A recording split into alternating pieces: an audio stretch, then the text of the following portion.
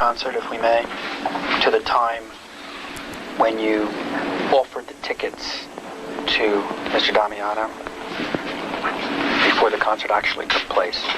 Okay?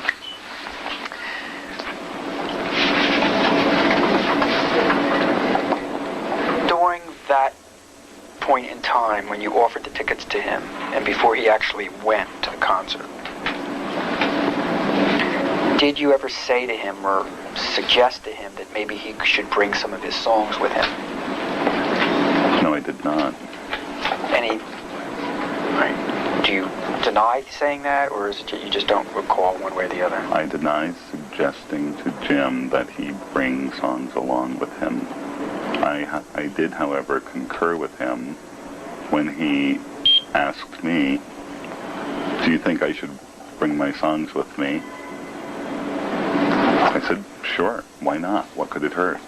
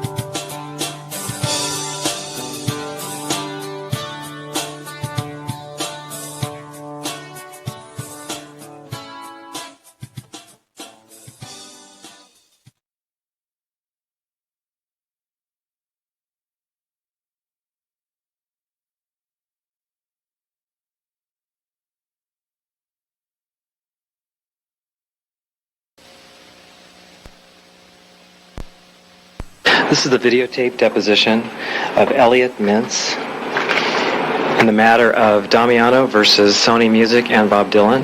Have you ever lied to Mr. Damiano? Yes.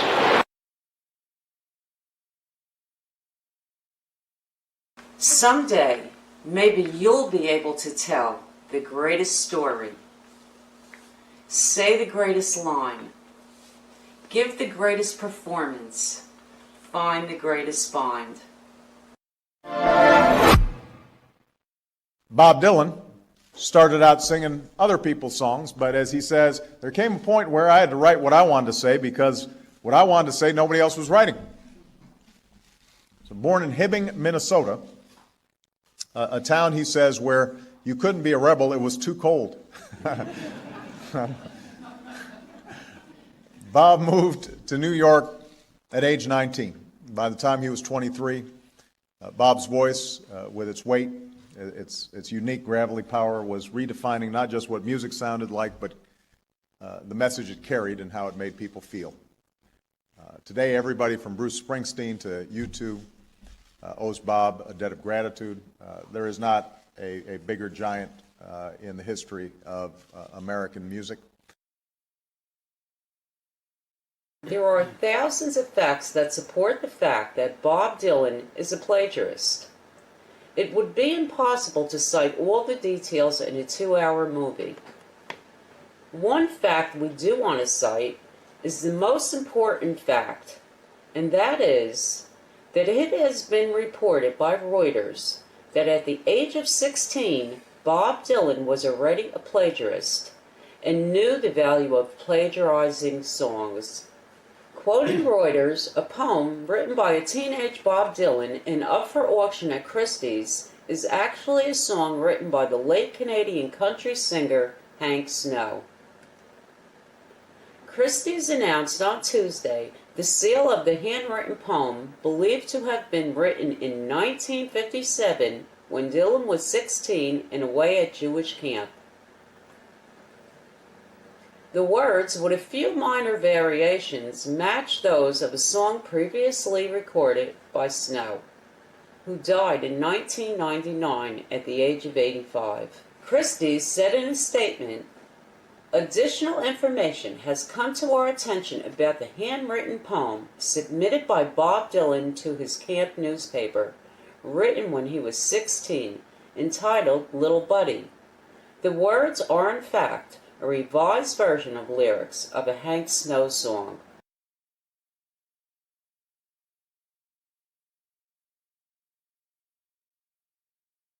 In 1996, James Damiano posted the findings of his lawsuit against Bob Dylan on the internet and received over 8 million hits. It was at this time that Bob Dylan's musical works were called into question, and the origin of his songs started to be scrutinized by critics.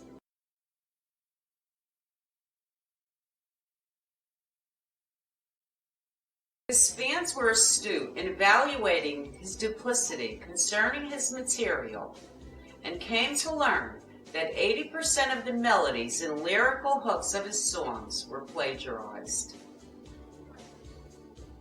These songs included Blowin In The Wind, Like a Rolling Stone, The Times Are A-Changin', Hard Rain's Gonna Fall, Knocking on Heaven's Door, Read Me, and many more, including his Grammy-nominated hit, Dignity.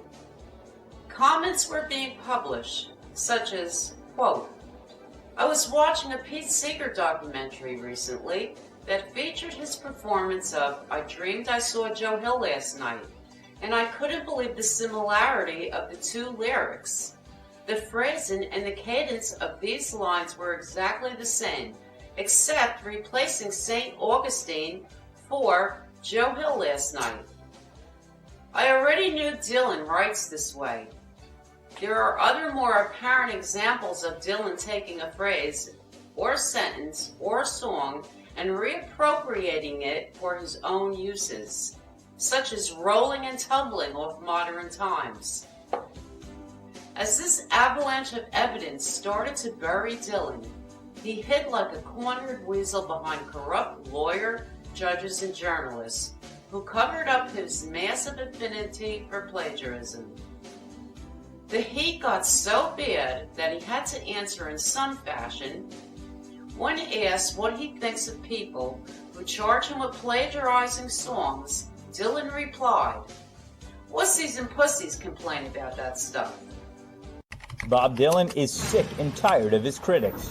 In an interview with Rolling Stone, the 71-year-old folk rock icon, who has just released his 35th studio album, addressed charges of plagiarism, calling his critics wussies and pussies for claiming he was stealing from the works of others. In 2006, the New York Times accused Dylan of borrowing from a Civil War-era poet on his Modern Times album, and the Wall Street Journal claimed Dylan's 2001 record Love and Theft had very similar phrasing to a 1995 biography of a Japanese mobster. Dylan claims that in folk and jazz, quotation is a rich and enriching tradition, And he compared the Accusations to folk fans calling him Judas when he started to play the electric guitar on stage for the first time in the early 1960s. No doubt some will examine Dylan's latest album, Tempest, for its authenticity. But in his latest interview, Dylan has a few choice words for his harshest critics. They can rot in hell. Also, Dylan recently, in a Los Angeles Times interview, admitted to plagiarism by definition. In a 2004 interview with Robert Hilburn of the Los Angeles Times, Bob Dylan stated, "Well, you have to understand that I'm not a melodist. My songs are either based on old Protestant hymns or Carter family songs. What happens is, I'll take a song and simply start playing it in my head. That's the way I meditate. I wrote Blowin In The Wind in 10 minutes. Just put words to an old spiritual, probably something I learned from Carter family records. The times they are a-changing is probably from an old Scottish folk song. I'll be playing Bob Nolan's Tumbleweeds, for instance, in my head constantly, while talking to a person or sitting around, whatever. People will think they are talking to me, and I'm talking back, but I'm not. I'm listening to the song in my head. At a certain point, some of the words will change, and I'll start writing a song." End quote, Bob Dylan.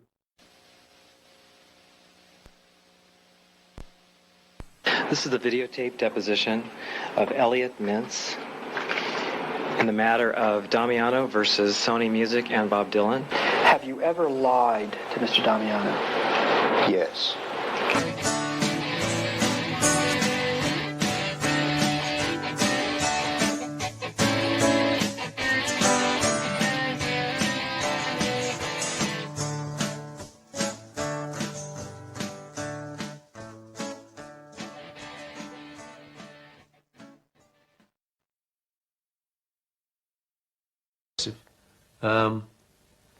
Yeah, we started to meet these people who'd really just been in newspapers and on film. You know, we actually were rubbing shoulders with them. The times they are a-changing.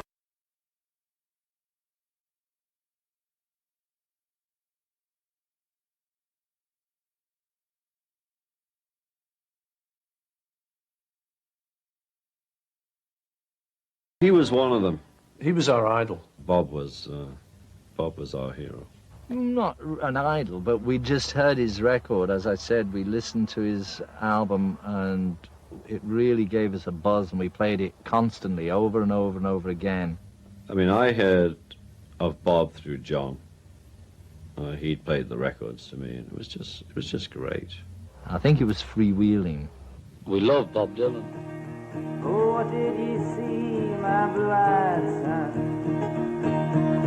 And what did you see, my darling young one? Son newborn baby with wild wolves all around it. So highway of Not many times, but on those occasions when he would ask me, could I pass on something to Mr. Dylan, I may have said to him, I'll try and pass it along, or words to that effect.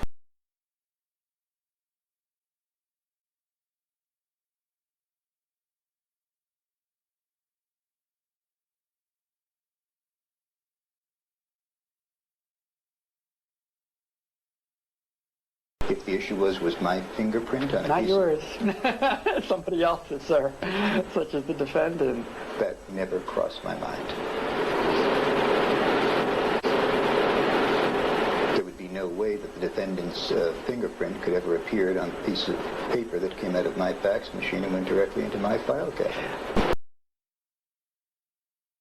And would Mr. Dylan, on occasion, meet with Mr. Mintz in person? Well, yeah. The criticism that you've received for more or less leaving folk music for folk rock hasn't seemed to bother you very much. Do you think you'll stick with folk rock, or are you going on into more writing? I don't play folk rock. What would you call your music? I call it,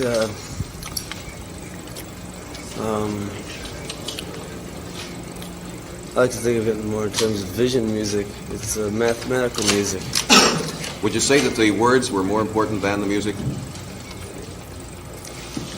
The words are just as important as the music.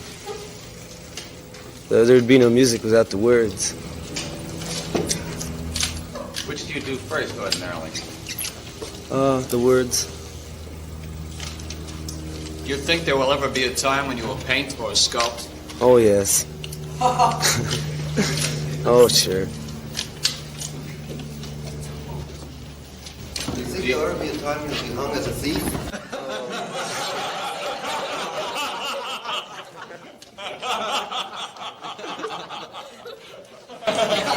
You weren't supposed to say that. We are here at the office of Archer and Hayes, located at 500 Fifth Avenue, New York, New York. This is the case of James Damiano versus Sony Music Entertainment. This is the deposition of Mahi. At this time, counsel will identify themselves. Stephen Kramer for the plaintiff. Orrin Snyder and Stephen Hayes for the defendants. At this time, I'll have the court reporter swear in the witness. Would you raise your right hand, please, sir? Do you swear on the testimony you're about to give that you will tell the whole truth, so help you God? Yes. Morning, sir. Morning. Would you please state your name and spell it? Mohammed, M-O-H-A-M-E-D, Marhoumi, M-A-R-H-O-U-M-Y. And you're here today because the plaintiff, James Damiano, has identified you as someone who has relevant information about the claims he has made in this case and the federal rules of litigation under which we're all operating here give each party the right to hear what the witnesses for the other side have to say under oath. And the proceeding here, even though it's in a lawyer's office, has the same seriousness and solemnity as if the proceedings were taking place in the United States court in front of the judge and jury in the United States courthouse. All of your testimony here is under oath, which, as you know, means you have to tell the truth here. Do you understand that? Mm-hmm. Now, as I said, I represent, along with my partner, Mr. Hayes, the defendants in this case, Sony Music Entertainment and Bob Dylan, and I'm going to ask you a series of questions. The questions are going to be taken down by the court reporter, and we're being videotaped as we sit here. Your answers then will be taken down by the court reporter word for word, and it's important that you answer each question verbally, that is, yes, no, or... I did, however, concur with him when he asked me, do you think I should bring my songs with me? I said, sure, why not? What could it hurt? For you today, a melodic analysis and comparison of the main melody of Steel Guitars by James Damiano to the main melody of Dignity by Bob Dylan. I define melody as the sequence or ordering of pitches in a single line of a musical composition. That is, melody is the ordering of pitches, which are often referred to as numbers, one being the number of the pitch center or tonic of the composition. And melody is distinct from rhythm, which specifies the timing and the duration of those notes. Analysis will cover the main melody of Steel Guitars and the main melody of Dignity, which I find to be strikingly similar. To begin, I'd like to illustrate the similarity of these two melodies by playing for you what I identify to be the common features themselves, a melodic arc of shared melodic features between these two compositions. This melodic arc is the pitches 1, followed by the pitches 5, 6, 1, and then after a gap, proceeding to the pitches 2, 3, 1.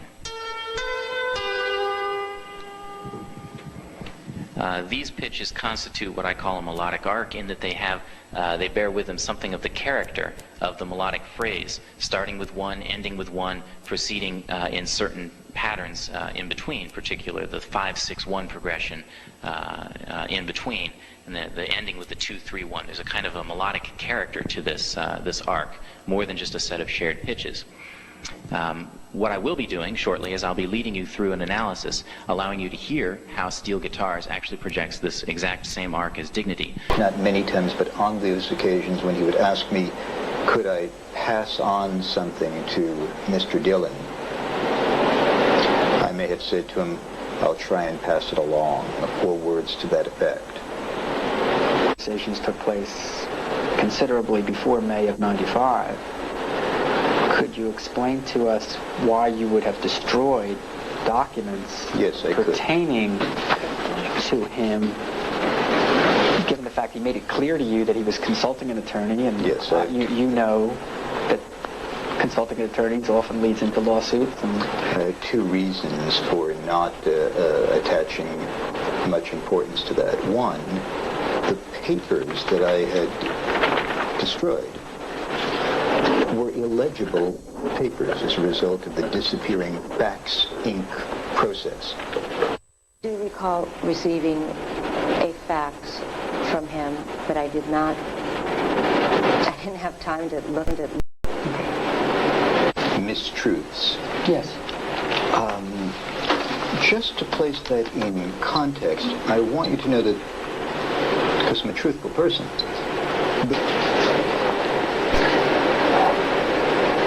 do you recall ever giving Mr. Damiano your fax number? Yes. And when Mr. Dillon, how do you reach him? I phone him. At his home? If he's in Los Angeles, yes. If he's on the road, I try and locate him that way. Okay.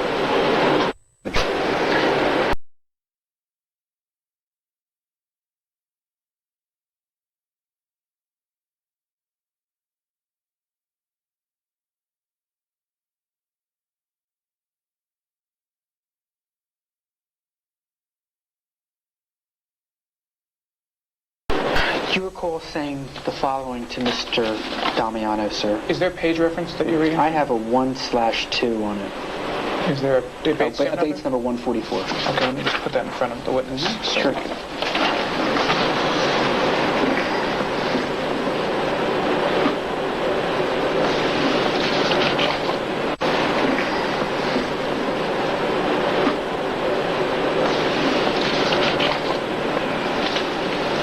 You state at the top of the page, or at least it appears to that you state, my job here is to pass along information to Bob. Do you recall saying that, sir? Looking at the top. Okay. And Bob, of course, is Bob Dylan? Yes. And then you say, which I think I have. Do you see that, sir? Yes. Did you say that? Yes. Okay. When you said that to Mr. Damiano, which I think I have, were you lying to him?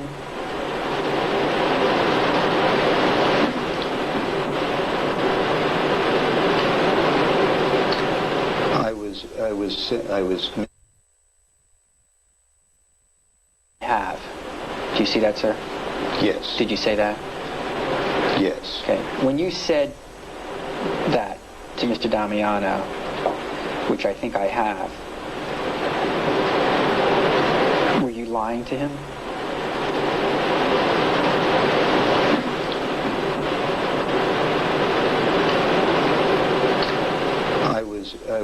I was misstating the truth. Midway, you say, well, let's just put it in context.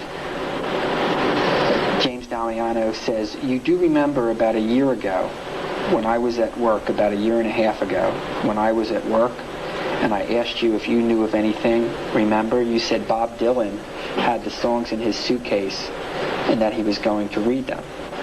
And the transcript states you said, no, I never said that. Then James Damiano says, you don't remember saying that? And then you say, no, I did not say that. I remember in our conversation, cause I checked my notes, that you said you gave some songs to a bus driver who claims he put them on Bob's Did you say those things? Did I say those things to Mr. Damiano? Yes. Yes. And when you say I checked my notes, were you lying? I was not speaking the truth, correct. Okay. Do you contend that he was delusional? Are you telling the jury that Mr. Damiano was delusional? Yes or no? I want the answer to that question, please, if you would be so kind. Yes or no? Was Mr. Damiano delusional?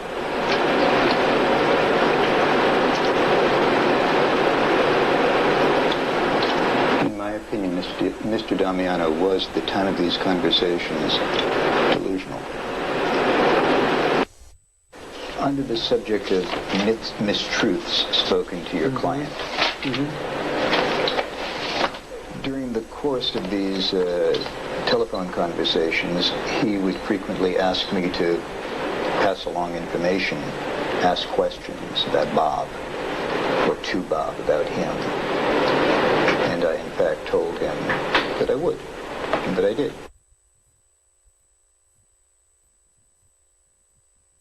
In the course of these telephone conversations, he would frequently ask me to pass along information, ask questions about Bob, or to Bob about him. And I, in fact, told him that I would, and that I did. Now I'm talking, okay, I'm sorry. That's my fault. Those other questions. That's my fault. My fault. With regard to this person from Sweden, have you shared those documents with a psychiatrist or a psychologist? No. So would it be fair to state that just like the only person who you know, at least, other than counsel, who's made his opinion on the record abundantly clear, that believes Mr. Damiano is delusional, is you? In other words, do you know of anybody else who believes Mr. Damiano is delusional? I've not discussed Mr. Damiano with anybody. So would the answer be no? No. Okay. And would your answer be the same with regard to the gentleman from Sweden? Have you showed, I'll ask you the same series of questions, have you shown those documents to any psychiatrist or psychologist? No. Okay. And is there anyone else that you know of that shares your opinion that that person is delusional? I haven't shown it to anybody else. So the answer be no? Correct. So that we're clear, the only person in the world that we know of for sure that believes that the person who made the accusations against Mr. Dillon from Sweden, that he's delusional, is you. Correct? The only one we know of for sure. We don't know if there are other people, friends of his, who think the he's only delusional. one, right, we don't.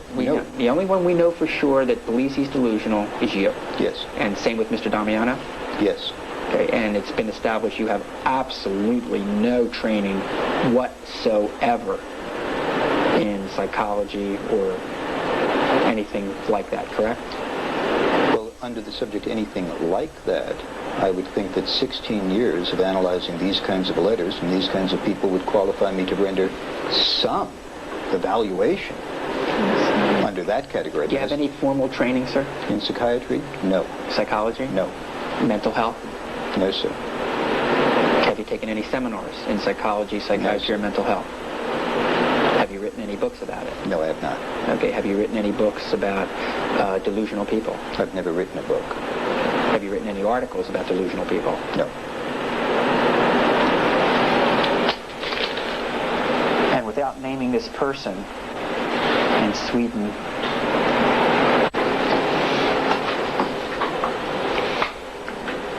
okay, sir. The time is 6:23 p.m. and we're back on the record. Okay, from page 149, would you quote the words that you would like to tell the jury, in your view, revealed Mr. Damiano as being delusional? Must I confine that to delusional, or may I suggest delusions of grandeur, or any kind of extension of the word delusional? Well, let's take it one at a time. Let's first talk about delusional. Or let's do it this way. Okay. Anything that in your mind you would like to tell the jury reveals to you that Mr. Damiano is suffering from some sort of delusion. Okay, that's fair. That's fair.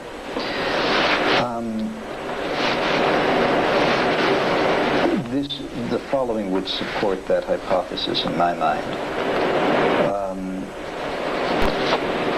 I'm quoting people befriended me for 11 years. Those are the quotes of somebody who I would classify as being in some way hampered, confused, disturbed, suffering from delusions of grandeur, deluding himself, confused in some way. It doesn't bring me joy to say it. I'm not saying it in an accusatory manner or in a degrading manner. I'm not trying to hurt Mr. Damiano's feelings. Just based on reading hundreds and hundreds of these kinds of letters, those are the feelings that I get from the words that I see before me. When Mr. Damiano said that people befriended me for 11 years, did you talk to anyone at CBS to see if that was the case? And if so, whom? I believe I had one telephone conversation with that individual that Damiano asked me to contact. Mr. Tiller? Mr. Tiller, okay. Yes. And did he refer to Mr. Damiano as a friend of his? Yes or no? I have very little recollection of my conversation with Mr. Tiller. I can't recall. I'm sorry. Were you aware that Mr. Tiller, on at least one occasion, you understand Mr. Tiller to have been, I think, up to this day, to be an executive at CBS? No, I do not. Can I suggest Mr. Tiller to be an employee of CBS? I was told he was an employee of CBS. Okay. I never knew it. I'm just going to object because I believe you're mischaracterizing. What is this objection? I believe you're mischaracterizing his testimony. I was promoted to Associate Director of Marketing Services.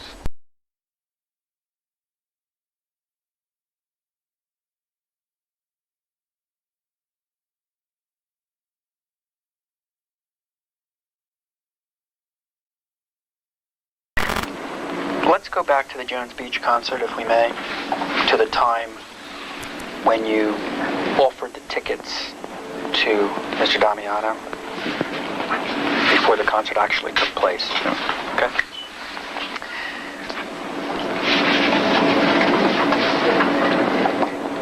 During that point in time when you offered the tickets to him and before he actually went to the concert, did you ever say to him or suggest to him that maybe he should bring some of his songs with him? No, I did not. Do you deny saying that, or is it you just don't recall one way or the other? I deny suggesting to Jim that he bring songs along with him. I did, however, concur with him when he asked me, do you think I should bring my songs with me? I said, sure, why not? What could it hurt? Where did this interview take place between yourself and Mr. Dillon? It was over dinner at a restaurant called Il Cielo here in Beverly Hills. And do you recall when it took place? August 5th, 1988, in the evening, sometime around 7, 8 o'clock, something like that. Thank you. And was anyone else present at the table with you? Yes, Elliot Mintz, who was at the time Bob Dylan's publicist. Said before, it sounded like the tour had maybe kept him from writing as much as he had in the past. James Damiano versus Sony Music Entertainment Incorporated and Bob Dylan. And the case number is 95-4795. We're here at the offices of Parcher and Hayes, located at 500 Fifth Avenue, New York, New York. And this is a deposition of Tony Tiller. This time counsel will identify themselves. Stephen Kramer for the plaintiff. Orange Snyder and Ruth Lott for Sony Music Entertainment, Inc. and Bob Dylan. At this time, I have the court reporter swearing the witness. Raise your right hand, sir. Do you swear in the testimony you are about to give that you will tell the whole truth, so help you God? Yes, I do. Thank you very much. Okay. Mr. Tiller, good morning. You are employed by whom, sir? Sony Music. And how long have you been employed by Sony Music? For 9 years on staff, 10 years if you count, approximately a year and 2 months as temp/per diem. I was promoted to Associate Director of Marketing Services. Did you ever have in your office any compilations of any sort of Mr. Damiano's songs that you kept on your bookshelf? When you say compilation, what? Folder, binder, book, tablet. Printed Material, anything. Printed material, yes. Okay, and draw, if you would, so I can picture it, and the jury can picture it, a verbal picture of your office, and then after you do that, where the material rested. I'm sorry to interrupt you, so the record's clear. Are we talking about, because you may have had more than one office over the course of the years, so you might want to... Sure, if you had more than one office, take me through it. Okay, when I first started as a temp, I moved from office to office to cover for people who were on vacation. Okay, just to speed it up a touch, perhaps. If you would, Mr. Tiller, limit yourself to the offices in which these materials were ever located. Okay, my first office, I had, the door would be, say, in that corner. Over here, I had 2 file cabinets, a table, a small table to my left attached to my desk,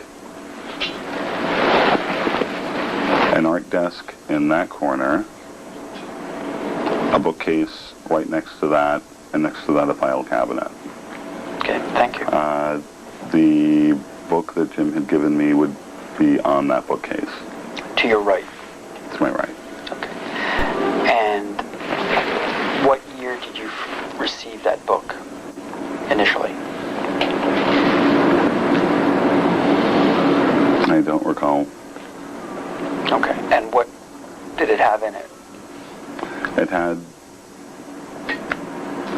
a bunch of songs, or a bunch of, I guess, well, he called them songs, so I called them songs, but they were words written in verse form. Was it in a binder, a folder? It was in a binder. Like a 3-ring binder? 3-ring binder. And where is that today? I do not know. When was the last time you saw it? When we were in the CBS building at 52 West 52nd Street.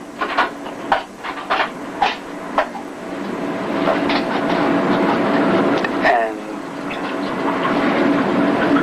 you're telling us and the jury you don't know what happened to them, those materials of songs or words? No, I do not. Just disappeared? Well, when we moved from that building approximately 4 or 5 years ago, as I explained to Jim, we were to pack our own desks. We were pressed to work until the day we moved, pretty much. And the movers came in and packed everything else. There were things that were left behind.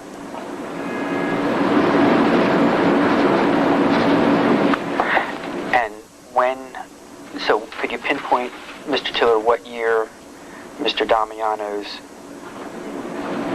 book of songs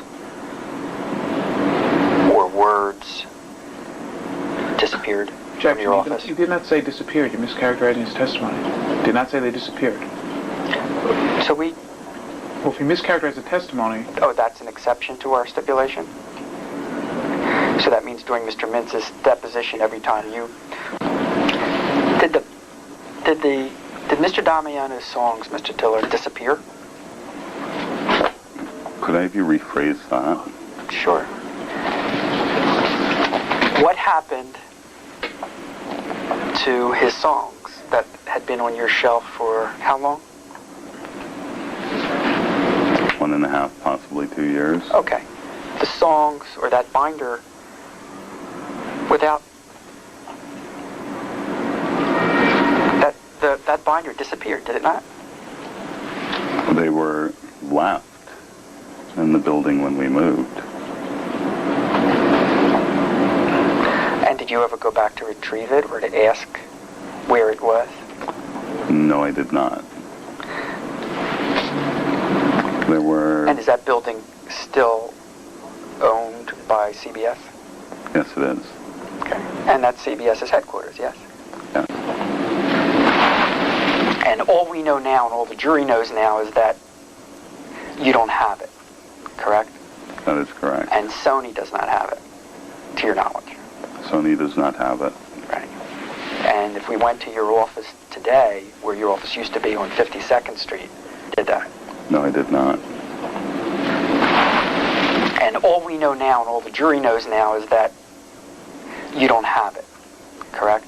That is correct. And Sony does not have it, to your knowledge. Sony does not have it. Right.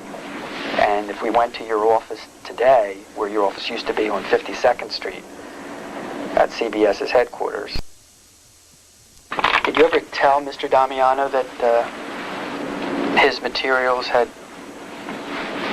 been lost, or left behind, or disappeared? Yes, I did. And what did he say? I can't recall exactly what he said.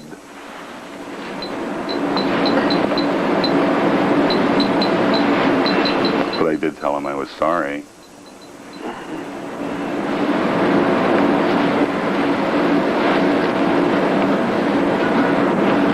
Counsel, this is the second witness in a row, literally, who received materials from the plaintiff comprising one or more of his songs, where the materials have disappeared, whether you want to use the word disappeared, lost, destroyed, evaporated, whatever phrase you want to use. And I want the record to note that this is the second witness in a row. Mr. Mintz testified that he destroyed Mr. Damiano's fax materials. And no, not only did he destroy them, he went further. He said he shredded them. Mm-hmm. And now Mr. Tiller is saying that the binder of materials of songs that Mr. Tiller received got lost, disappeared, don't exist. And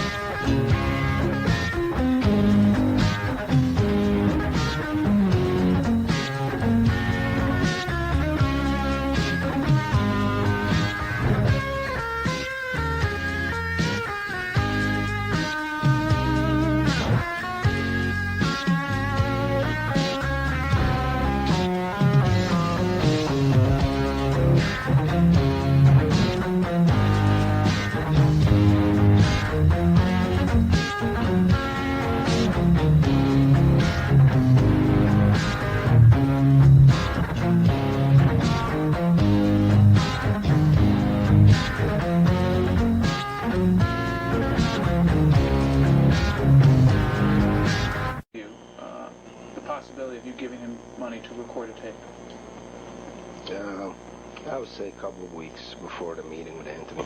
And he approached you, is that correct? Yeah. And what did he tell you about what he hoped would happen as a result of your investment? Well, basically, there was that one song that he really liked a lot, which is My Cousin Joanne. And we just believed that would be a big hit. That if somebody like Bob Dylan would sing that song, that would be like a big hit. And that was, that's what got me interested. And then your wife told you that, yes, in fact, Bob Dylan is a big superstar. Yes. Gentlemen, could you possibly speak one at a time? Okay. So we don't have to do this twice.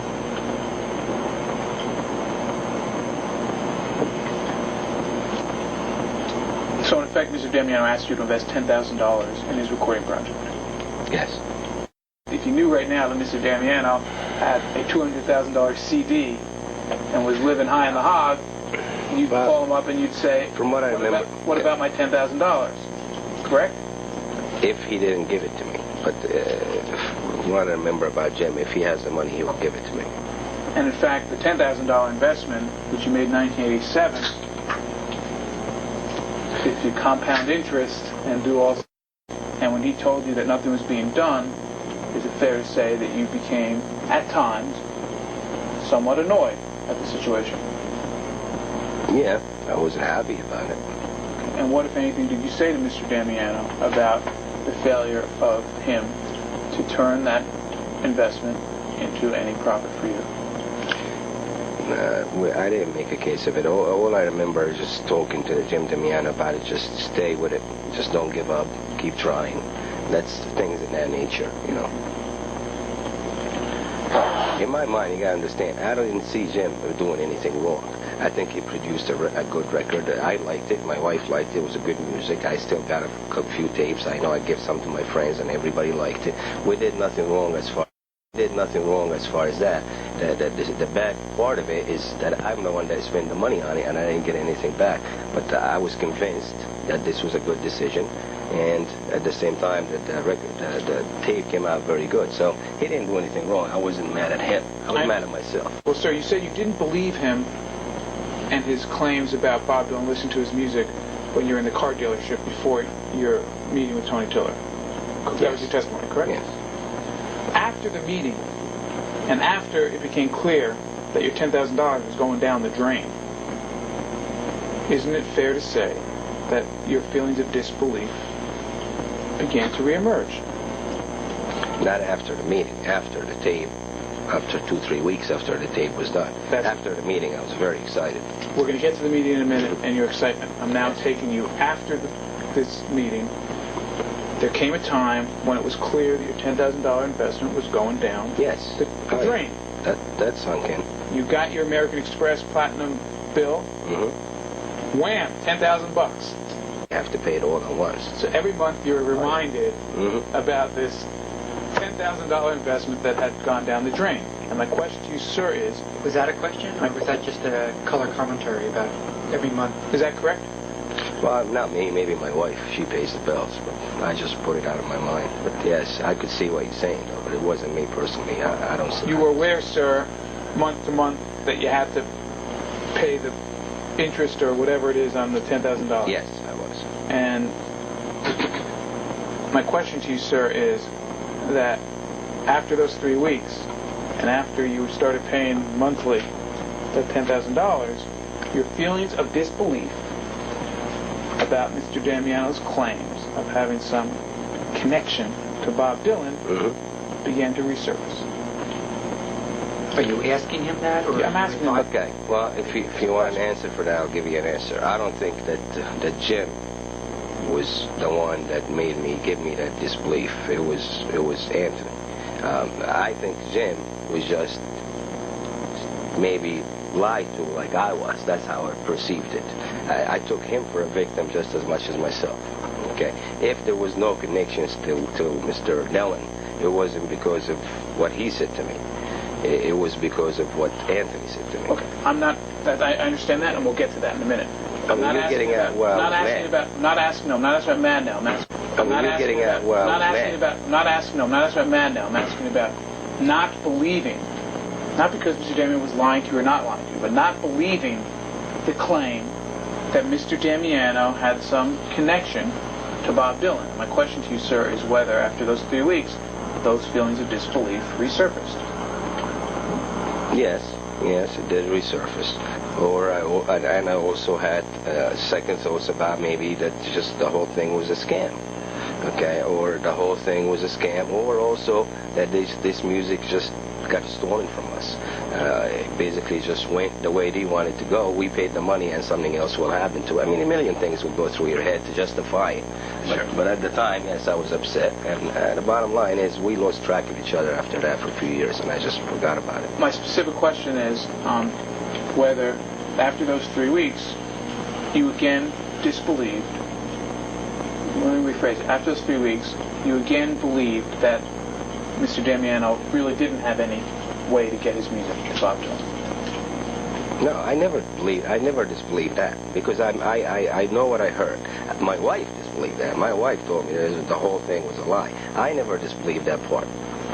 I believed that this music was going to Bob Dylan. I know I believed that in my heart, and I still believe it till now. Now, maybe. Brian, can we take a half a second? That I thought about. But also I believed, after a while that Jim, there's no possible way that Jim could have been part of that scam, because we stayed, he stayed working for me for a while after that, and I learned more about what he was going through, and it wasn't really his fault, it was my fault. When you said a scam, what was the specific scam that you thought might have been a possibility? Yeah. What kind of scam was it? That scam would be something like him and Anthony got together and made me believe that could have been a scam, but now I know better. Well, because of my relationship afterwards.